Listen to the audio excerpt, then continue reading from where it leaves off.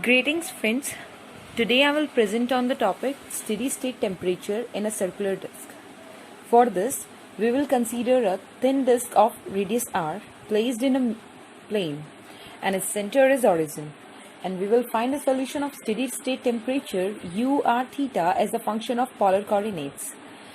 And this is the Laplace equation in polar coordinates, that is curl square u upon curl r square plus 1 upon r curl u upon curl r plus 1 upon r square curl square u upon curl theta square is equal to 0, and for which r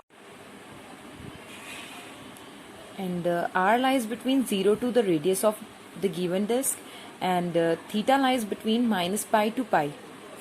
And here we will also assume the temperature is known as boundary of the disk. U r theta is equal to f of theta, for theta lies between minus pi to pi. And to determine a unique solution, we will specify two more conditions, boundary conditions.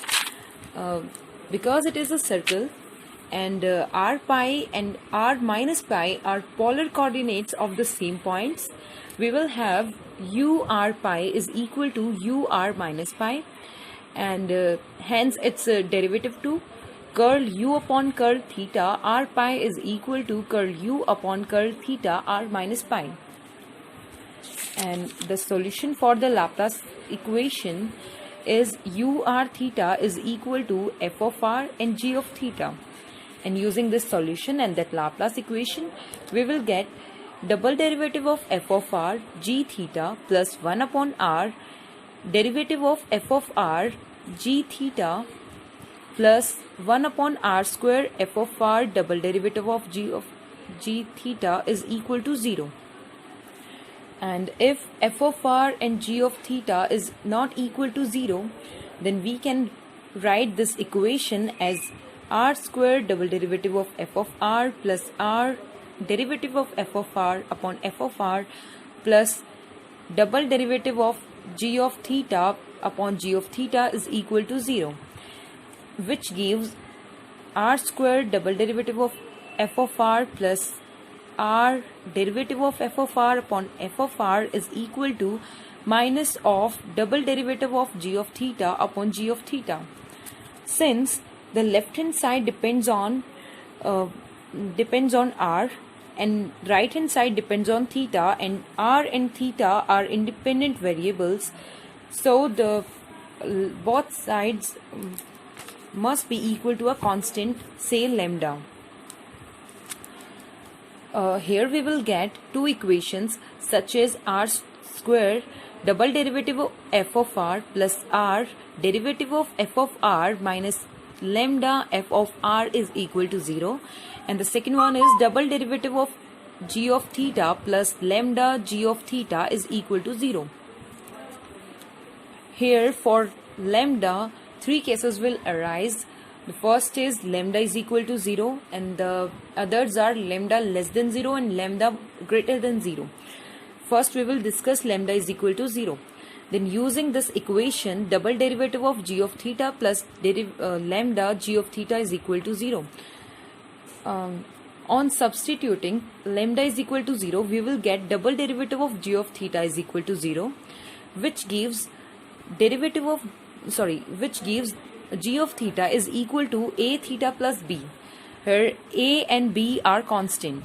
Using the condition, that is u r pi is equal to u r minus pi, and we know u r theta is equal to f of r and g of theta. Here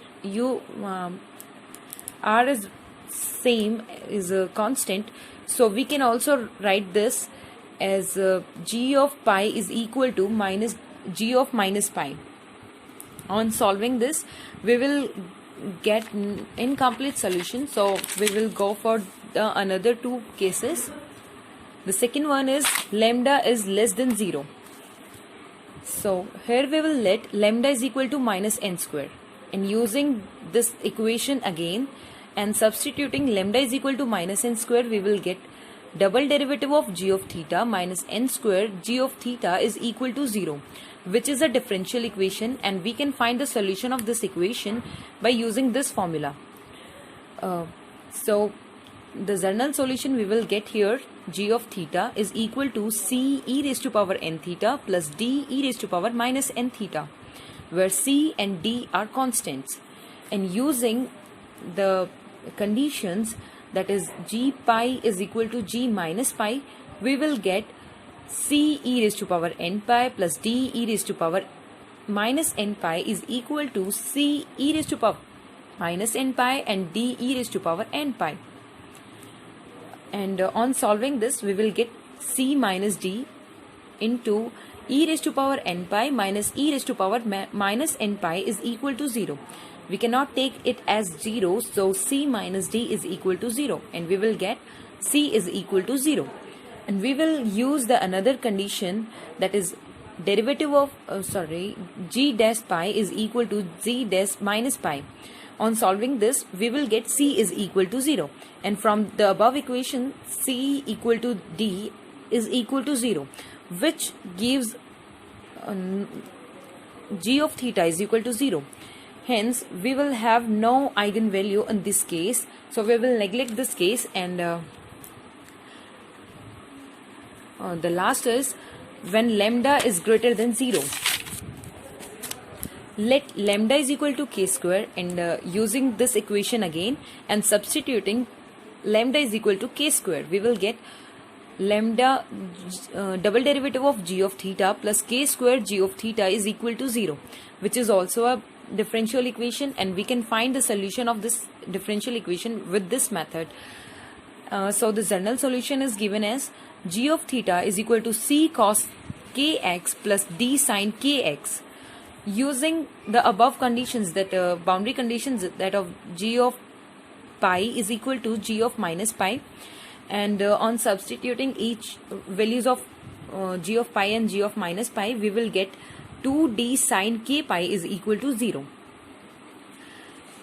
Okay, for non-trivial solution, we will take k pi is equal to n pi, which gives n equal to k, and n is any natural number. And similar result holds for g dash pi equal to g dash minus pi.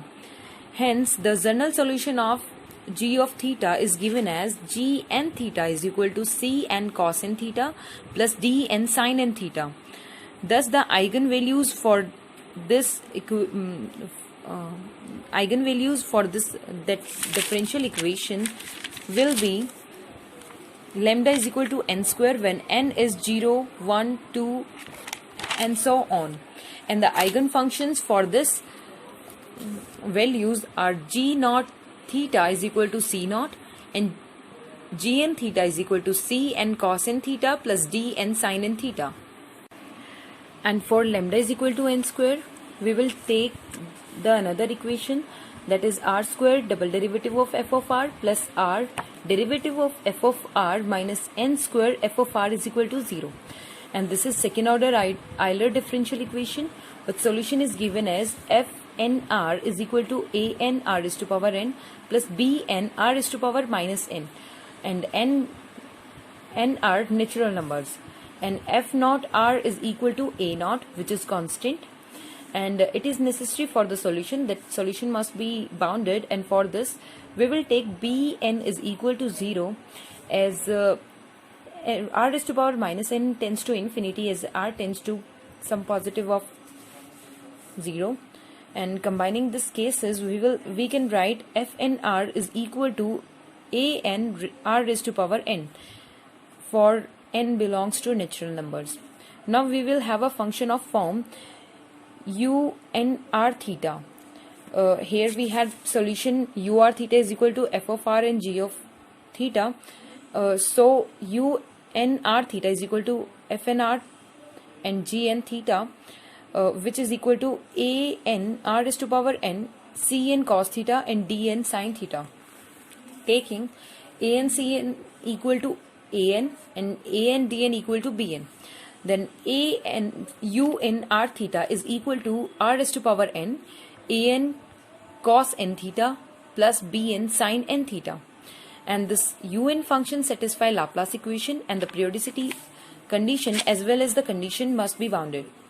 And for the given n, this function will generally not satisfy the initial condition, that is u r theta, where r is radius of the disk, equal to f of theta. For this we will use superposition property. U r theta is equal to a naught plus summation n is 1 to infinity r is to power n a n cos n theta plus b n sin n theta.